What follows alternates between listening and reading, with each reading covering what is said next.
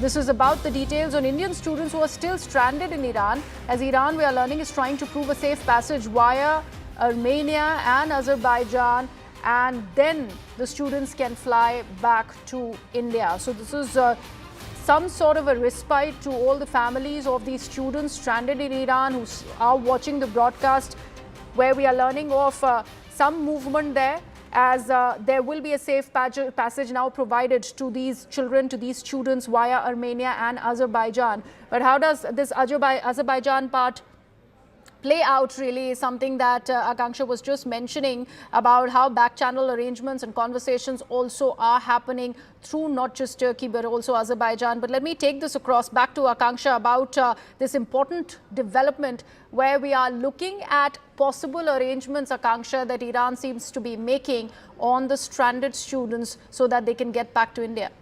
Remember, Griha, we here at CNN News 18 have been time and again bringing out those voices of the Indian students who've been urging the Indian government to take action. But as of now, the Ministry of External Affairs has some very clear-cut instructions over there for the students to find safe shelter.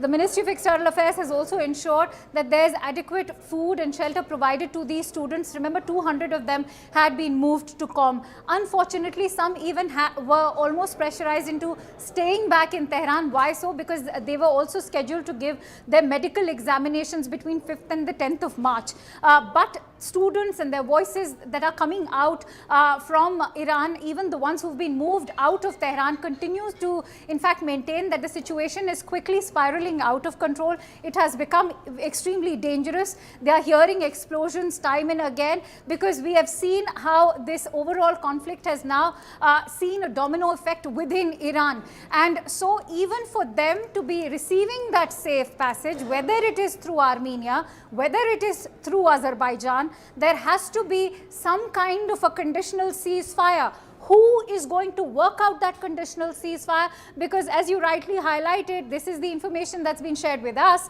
through the sources within the Iranian government, that they will provide them that safe passage. Once they have reached Armenia or Azerbaijan, they are free to fly back on their own. They'll have to, in fact, work out that travel on their own, and that's when perhaps even the Indian government could step in. But even for them to be reaching those borders of Azerbaijan or Armenia is the biggest challenge right now. Okay. Because the war has not stopped, it's only escalating, it's getting worse by the day.